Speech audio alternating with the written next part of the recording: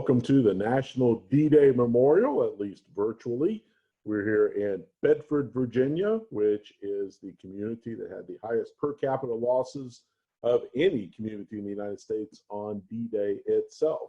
And like most other places like this around the country, we're closed currently due to the social distancing, the coronavirus outbreak, but we are very pleased to be able to offer these programs online to give some educational content when we can't welcome visitors to our site.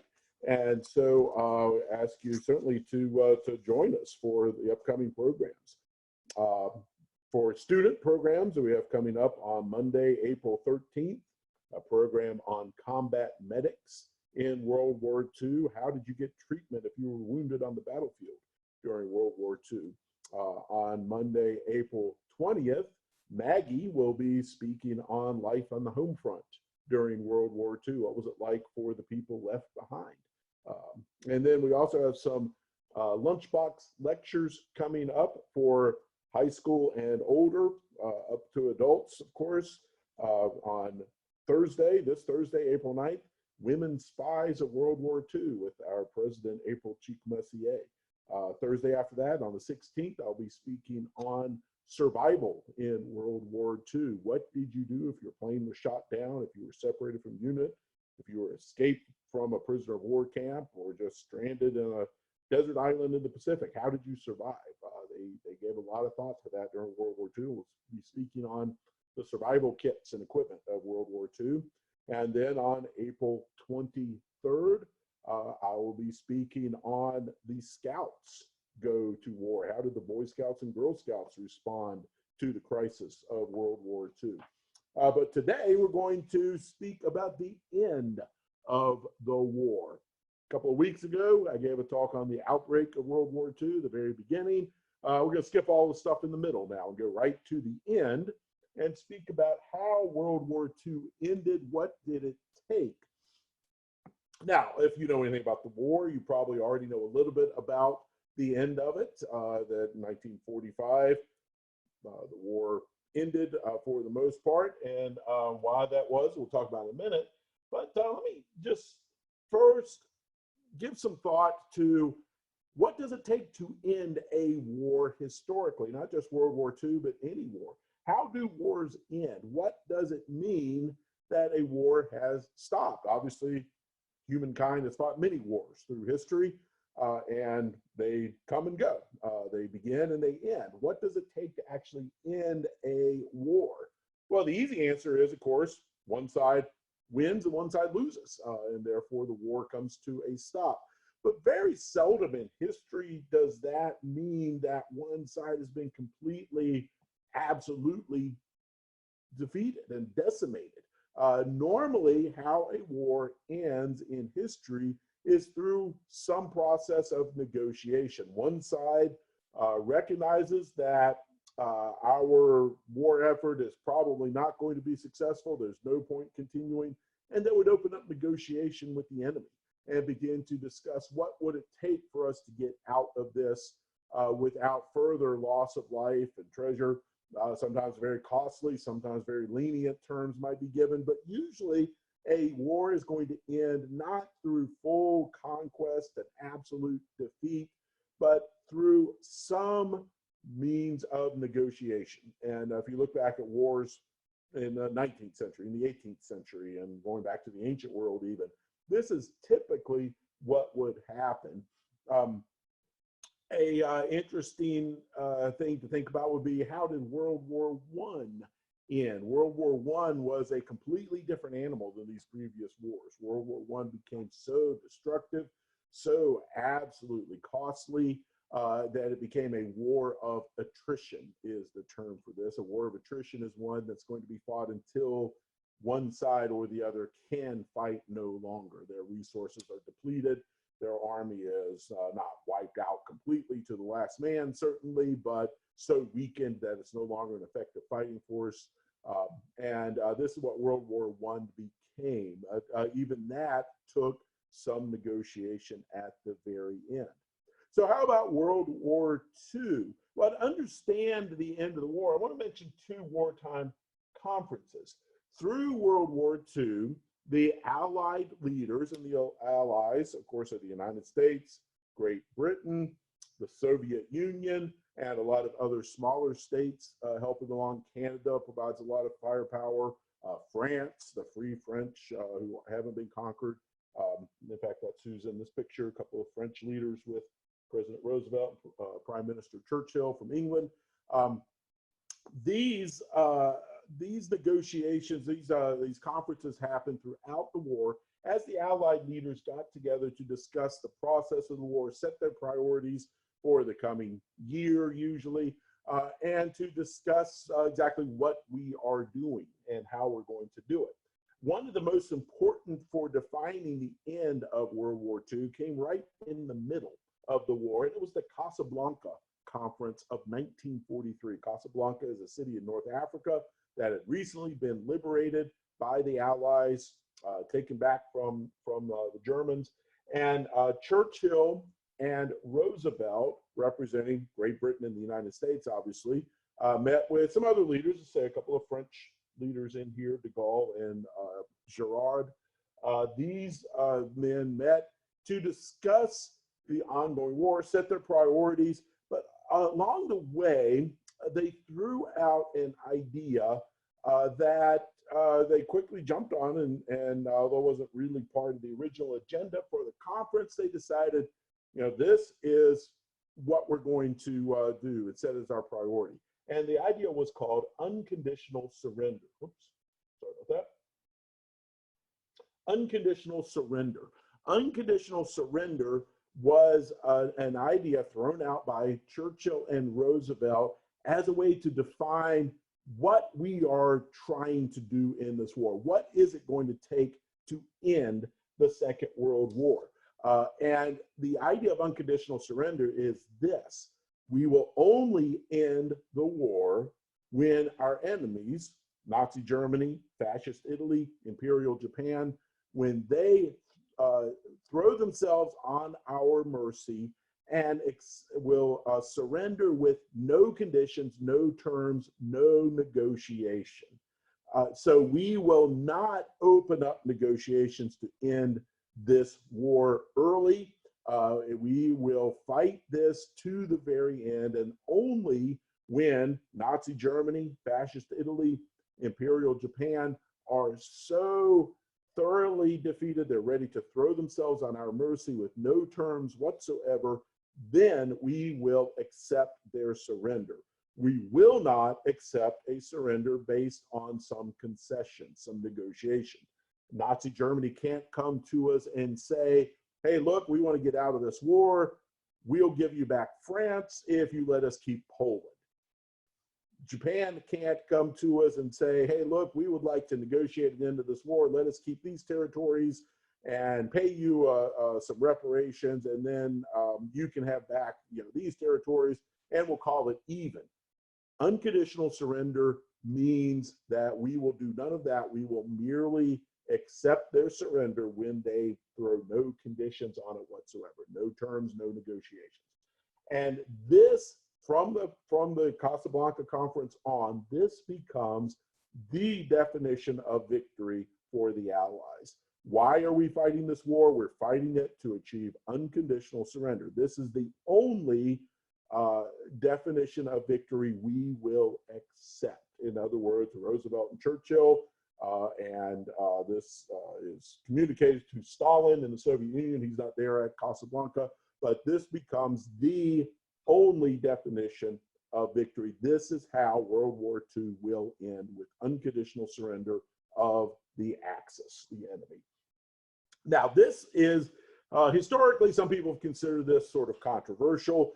Did this lengthen the war? Could the war have ended a little bit earlier if we'd been open to some negotiations?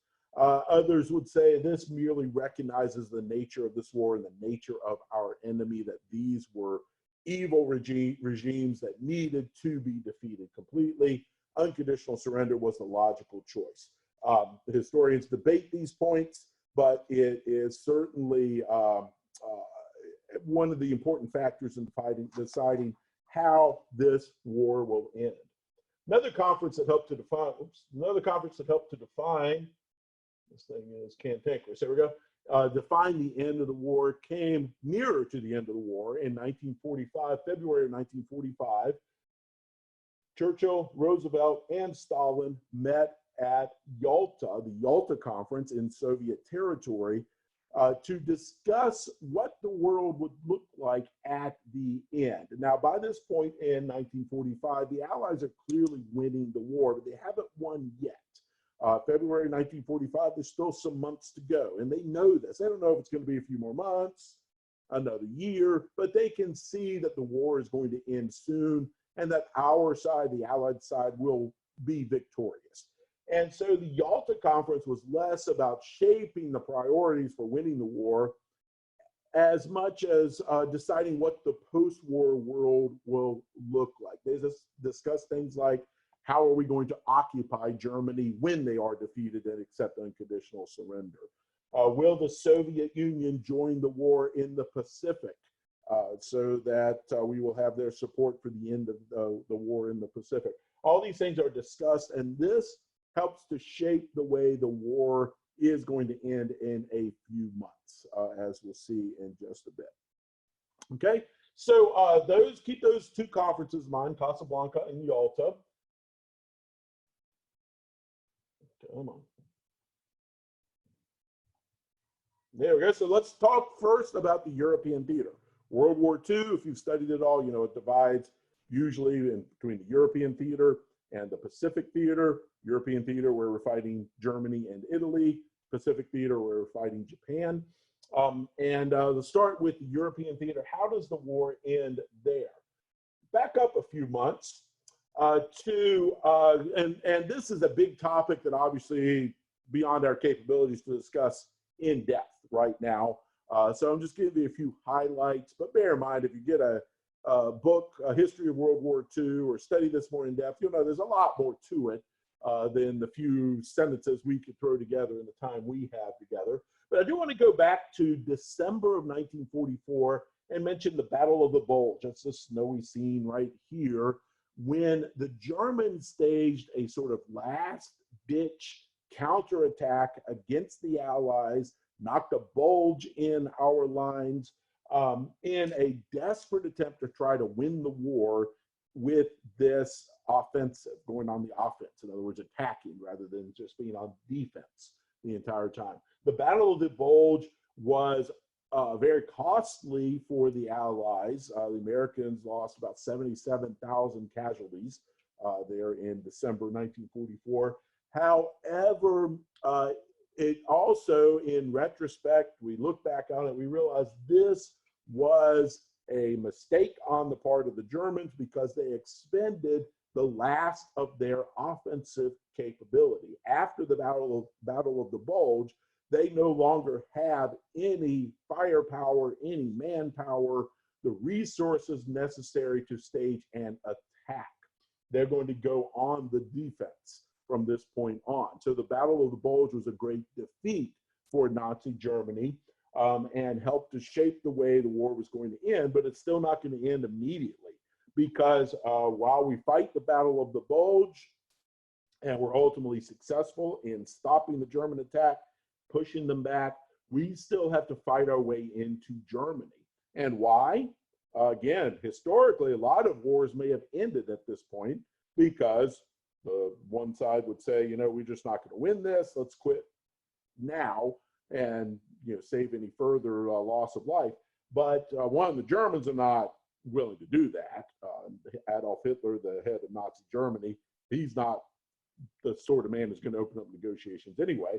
But second of all, because of unconditional surrender, we have to keep going and fight our way into Germany itself. And that means we've got to go through their defenses on the border, especially at the Rhine River. The Rhine River is not exactly the border between France and Belgium and Germany, but it is close to the border, and it's sort of where the Germans have developed their defenses that are to protect the homeland from attack. And the Rhine River is not just a creek you can step over, it's a pretty wide river. Moving an army across a river is a difficult proposition. How do you move across a river? Obviously, you need a bridge.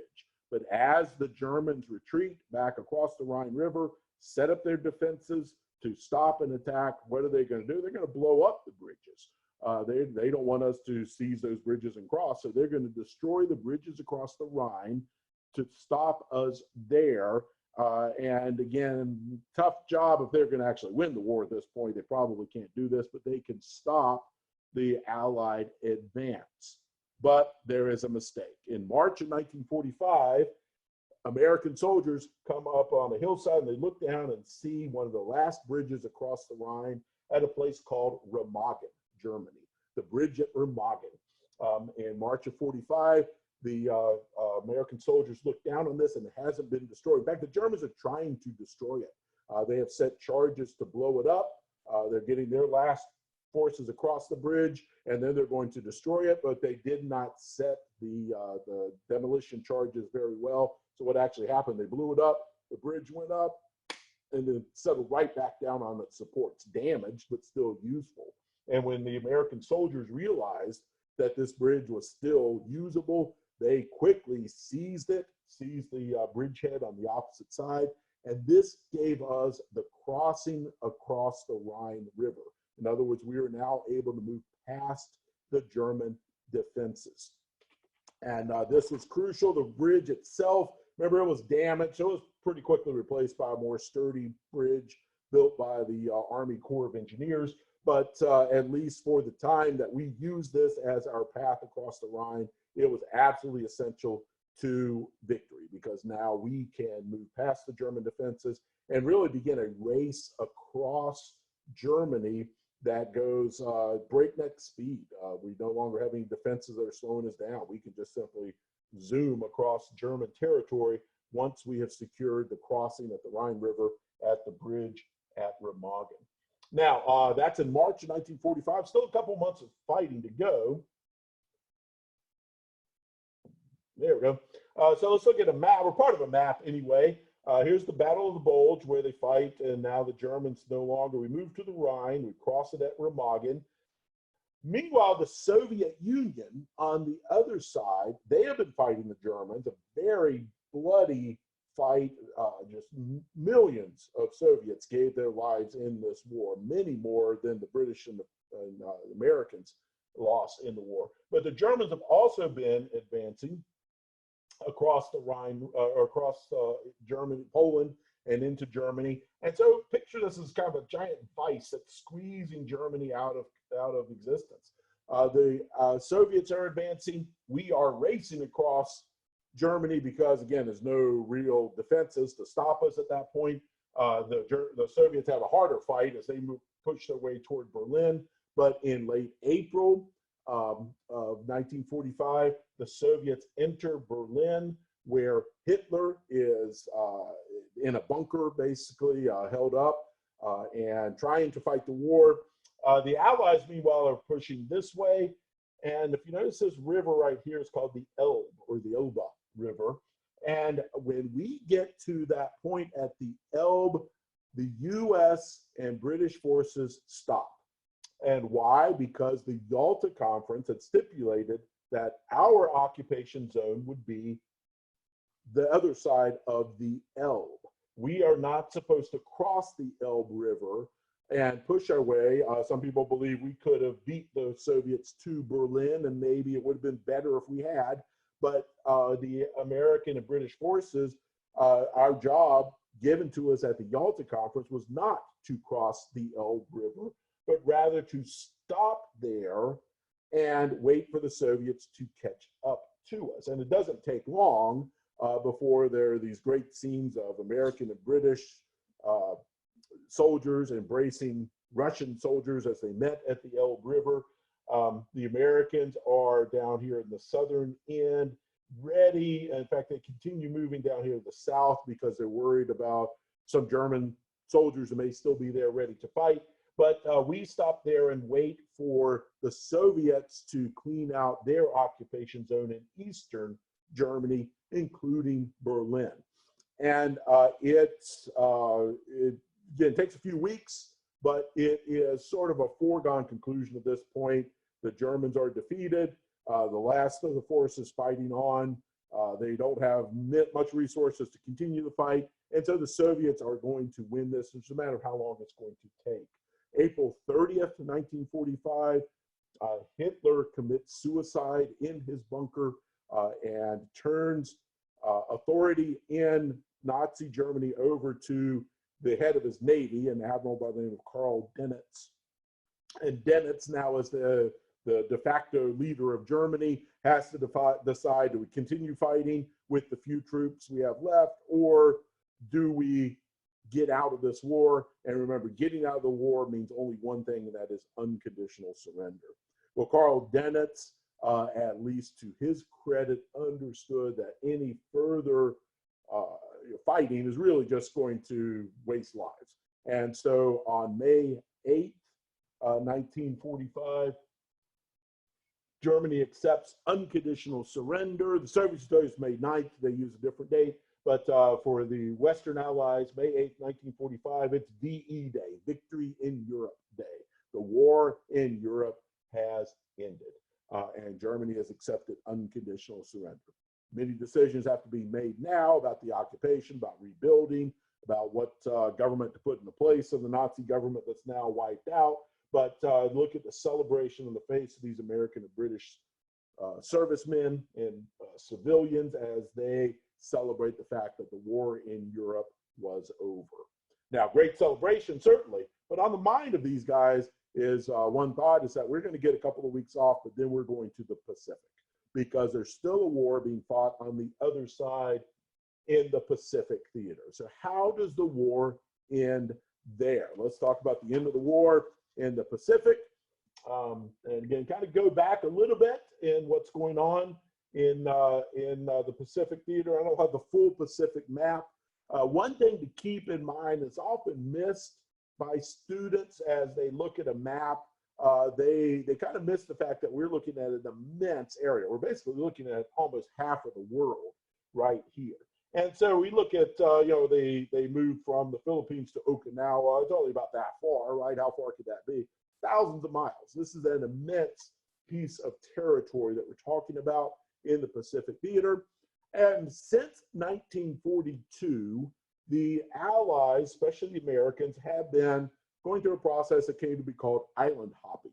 We've been moving through the Pacific, hopping from one island to another over vast differences. An island hop could be hundreds and hundreds of miles, but we are island hopping our way toward the Japanese home islands. And this, it was understood by everyone, meant one thing: we have to invade Japan. Why? Because the definition of victory is unconditional surrender, and we understand the only way that will ever happen is with an invasion of Japan. So as we island hop our way through the Southwest Pacific, that's below this map, through the Philippines, and then on to the last two major island hops at Iwo Jima in March of 1945, and then Okinawa 75 years ago this month, and continuing on until June. The last two island hops, which here's Iwo Jima and here's Okinawa.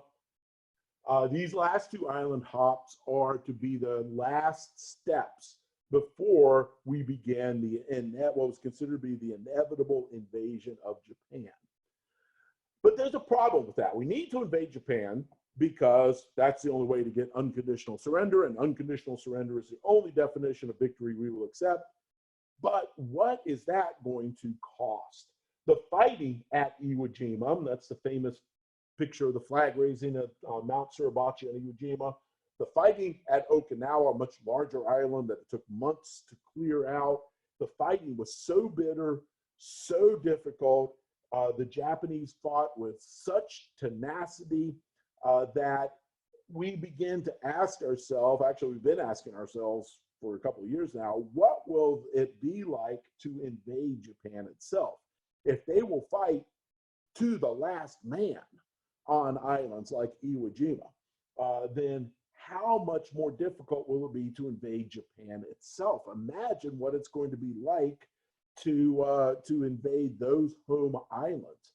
At Okinawa, especially, while these soldiers and Marines are fighting their way through Okinawa, what's left of the Japanese Air Force is crashing itself into Allied planes in the waters off of Okinawa in what came to be called the kamikaze attacks. Kamikazes are basically suicide bombers crashing into planes, or crashing into ships rather, with their planes, and very costly proposition for the Allies, as well as, of course, for the Japanese pilots. But this is shaping the mindset as we look ahead toward the invasion of Japan. If they will commit suicide to try to stop us at Okinawa, will they become a nation of kamikazes fighting to stop the invasion of the Japanese home islands? This is, again, it's a very frightening proposition for these guys who have been fighting through the Pacific, for the Allied leaders. The president, after April of 1945, is now Harry Truman. President Roosevelt passed away, died of a stroke in April of 1945, and so now the president is Harry Truman. And Harry Truman is very bothered by this idea of the coming invasion. The loss of life it's going to take on both sides. Not only will he be sending American soldiers in to die, British soldiers, remember that the Soviets had agreed to enter the war in the Pacific as well. So these men are going to be risking their lives for the invasion of Japan, but so too will the civilian population of Japanese be so decimated by this invasion. It's going to be a massive loss of life to invade Japan, and everyone knows it, and yet it seems inevitable. What else can we do? If we are going to achieve unconditional surrender, this is the way it has to be, unless someone can come up with another option. Well, if you've studied World War II, you already know that Truman discovered he did have another option. When Truman became president, he was vice president, and now he's become president. He was informed of something that was so secret that it was actually kept from the vice president himself. And this was what was called the Manhattan Project, a project to develop the most destructive weapon the world had ever envisioned. It was, of course, the atomic bomb. Come on.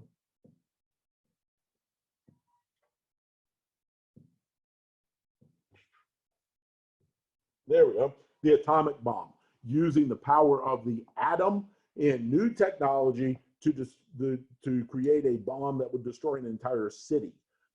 We have had bombing raids on Japanese cities already that have been just decimating Japanese cities.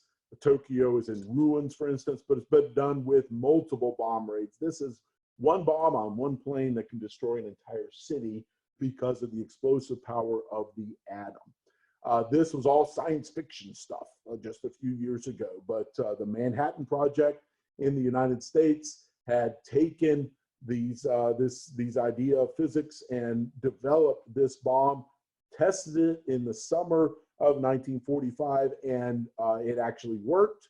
And this gave Truman the other option. He had a choice to make now.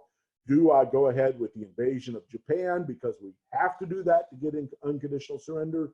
Or do I use these new, horrible, destructive weapons and try to avoid the invasion? Well, for Truman, it was not too much of a decision. Truman understood how destructive these bombs were, but he also understood how destructive the invasion of Japan would be. And so he, first of all, gave the Japanese a warning that if they did not surrender, accept unconditional surrender, then they would face new and horrible weapons of mass destruction. And this was something the Japanese, well, they were already facing decimation by the Allied Air Force, the bombing raids with conventional bombs. They did not heed this warning. And so accordingly, on April 6th, 1945, the Americans dropped an atomic bomb on the Japanese city of Hiroshima or Hiroshima, and destroyed that city. Tens of thousands of people killed in a flash. Many others left to linger with burns and radiation poisoning. Horrible weapon to be sure, but it certainly got the Japanese attention. This was the weapon that Truman had referenced in his ultimatum: accept unconditional surrender or face this sort of destruction.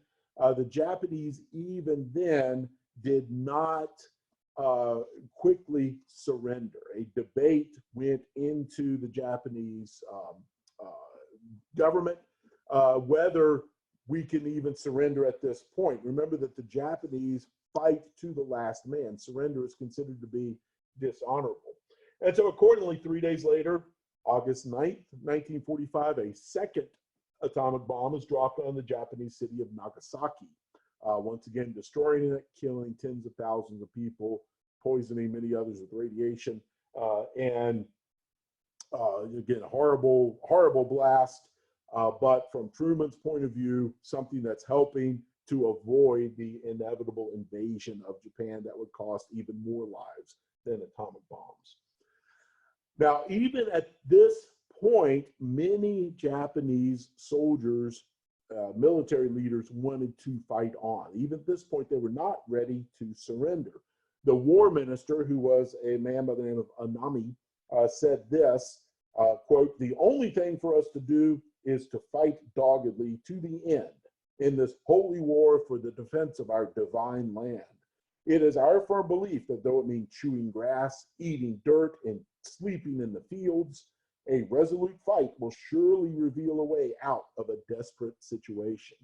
The war leader, the defense minister, basically, the war minister, Anami, said that on August 11th, 2 days after Nagasaki. He said, "We are still willing to fight on, even if it means the destruction of every city in Japan."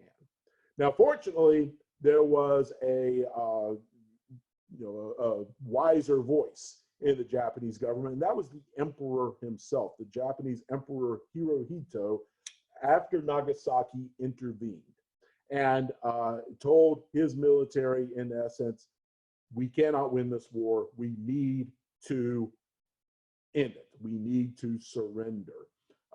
And so the Japanese announced a ceasefire on August 14th that went into effect and asked for peace.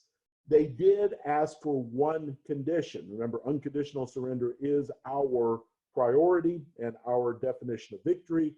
But the Japanese did ask for one condition, and that was that the emperor be allowed to remain on his throne. In other words, that the emperor would not be removed and would not be tried for war crimes. And the Allies, weighing their options, decided they would allow for that one condition. And so Hirohito remains emperor of Japan. That proved to be a very wise decision, as it turned out, because Hirohito was very helpful in the post-war settlement and the occupation of Japan. But at this point, it was simply a choice of, do we want to continue fighting, bomb more cities, or stage the invasion of Japan, or allow him to stay on the throne? That was not too great a sacrifice to make. And so with that one condition, the Japanese accept unconditional surrender. Come on, there we go. And so VJ Day, Victory in Japan Day, is considered either August 15th when the ceasefire went into effect, or September 2nd when the actual surrender was signed. You hear VJ Day used for both days, normally September 2nd, and because that is usually considered to be the very end of World War II. Now, how the war ended in the Pacific with the dropping of the atomic bombs is also a very controversial decision. There are many people the last 75 years who have debated whether Truman did the right thing or did the wrong thing by dropping these atomic bombs, whether using these horrible weapons was inhumane or whether it was actually stopping the war and therefore saving lives, and that debate will go on forever. Truman didn't seem to debate it very much. He seemed very confident and very comfortable with his decision that dropping the atomic bombs was going to end the war and therefore save lives. We had planned this invasion of Japan and forecast however many, hundreds of thousands of lives would be lost in that invasion. And as far as Truman was concerned, he was avoiding that. But others look at his decision and say it was completely inhumane to destroy these two cities, to use these horrible weapons, and say that debate will go on forever. You can you kind of research it yourself, read different opinions. Many times classes will have debates over the dropping of the atomic bombs, and I will leave that for you to make your own decision. But I will say that it is a highly controversial decision on the part of many historians and many people looking at the end of World War II.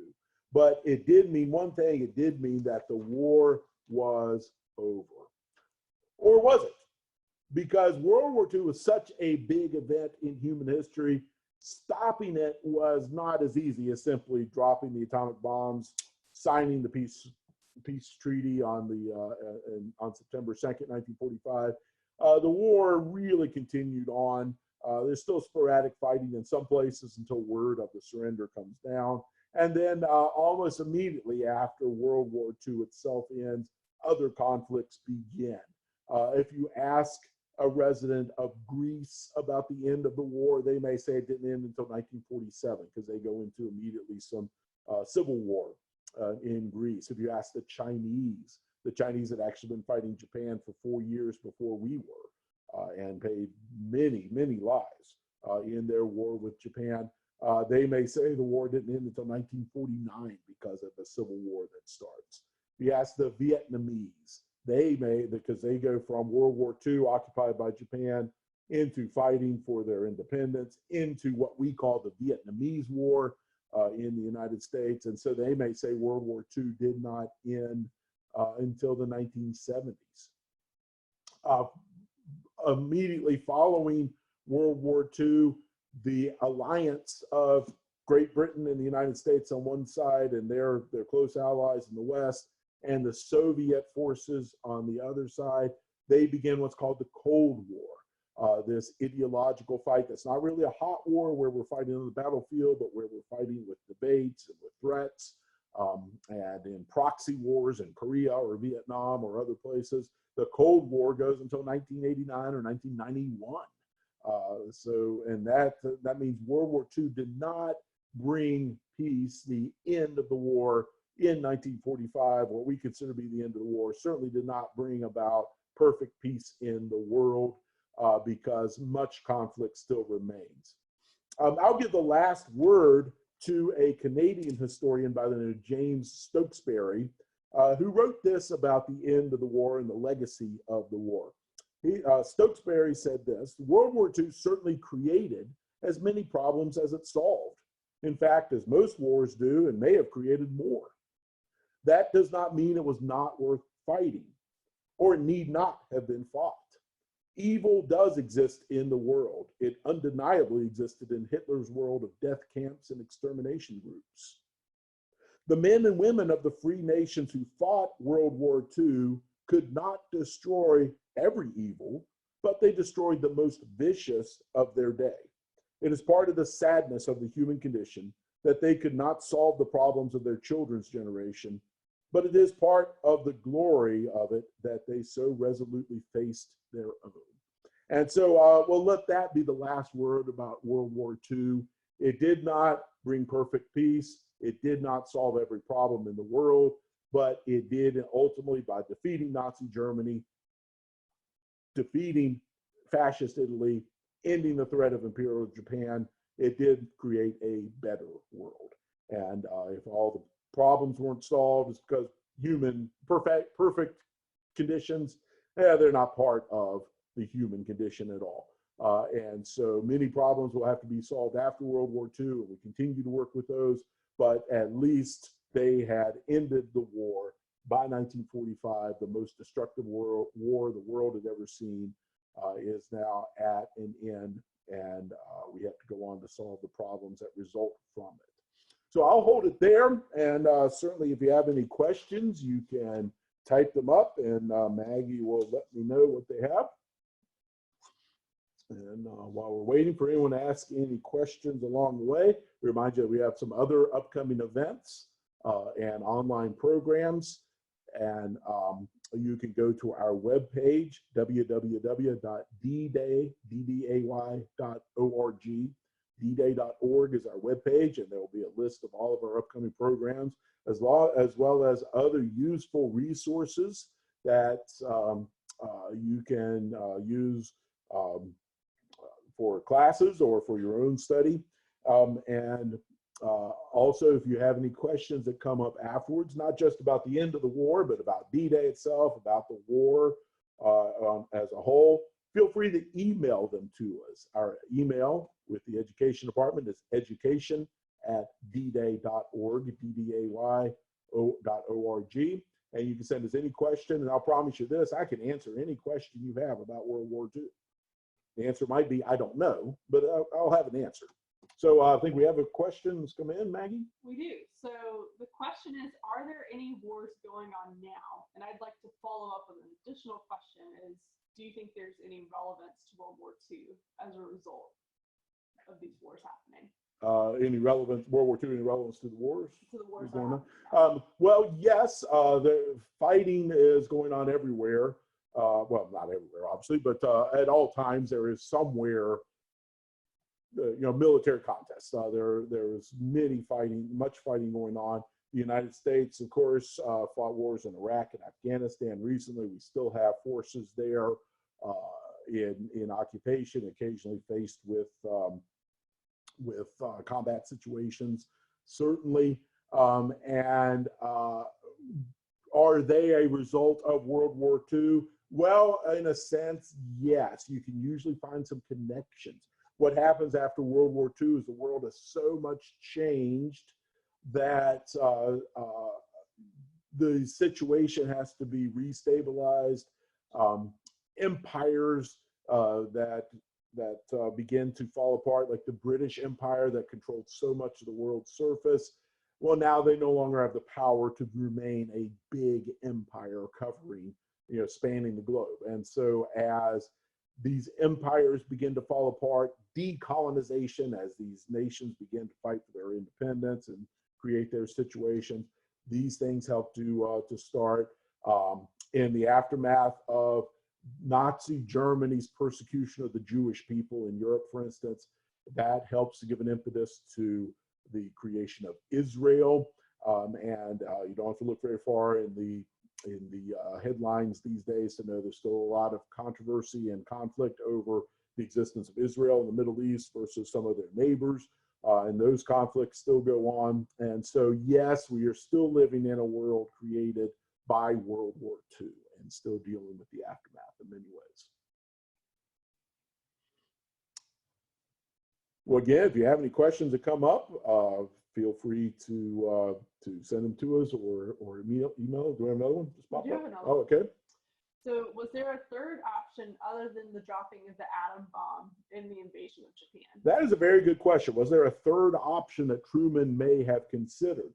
I will say, first of all, that Truman really didn't consider any third options. He looked at his options as twofold: invade Japan or drop the atomic bomb, because he wanted this war to end as quickly as possible. But historians looking back, and when you look back, you always have 20/20 hindsight, of course. Many have looked at it and said, what if we had done something else? One option may have been, what if we didn't bomb one of the Japanese cities, but bombed a deserted island somewhere to demonstrate the power of this weapon? Could that have worked? Well, again, maybe. We don't really know because it wasn't tried, and you can make that answer whatever you want it to be. Maybe that would have convinced the Japanese, but remember, some of the Japanese wanted to continue fighting even in the face of the atomic bomb, so maybe it wouldn't have worked either. Another option that was could have been considered possibly was to blockade the Japanese islands and simply force them to surrender by a process really of starving them out. And we've already done a lot of that because Japanese shipping to the home islands had been so much destroyed that they really could not feed their population in Japan. And so people were already starving. If we had blockaded the Japanese islands, many more would have starved. And it may have avoided the invasion of Japan or the dropping of the atomic bombs, but at what cost? There would have been, however many hundreds of thousands or millions who starved to death as a result. So yes, there were other options that we have considered as historians, but Truman really did not consider them to be viable options. He looked at what was going to end the war as quickly as possible, and that was really two choices: drop the atomic bombs and try to convince the Japanese to accept unconditional surrender, or carry out the invasion that was slated, incidentally, to continue the war into 1946 and maybe even 47 and beyond. So the war would have gone on much longer. But a very good question. And again, it's part of the debate that's going to go on forever. Okay, I don't think we have any more questions posted. So again, we want to thank you for joining us for our program on the end of World War II, and hope you'll join us again for the upcoming online programs that we're offering, as well as check out our webpage. And in better days, when all the restrictions have been lifted and everyone is healthy, come join us in Bedford to see our memorial and learn more about what happened on D-Day. So thank you very much. I'm John Long, the Director of Education at the National D-Day Memorial. Maggie Hartley has been behind the screen running all the technology, and we thank you for joining us.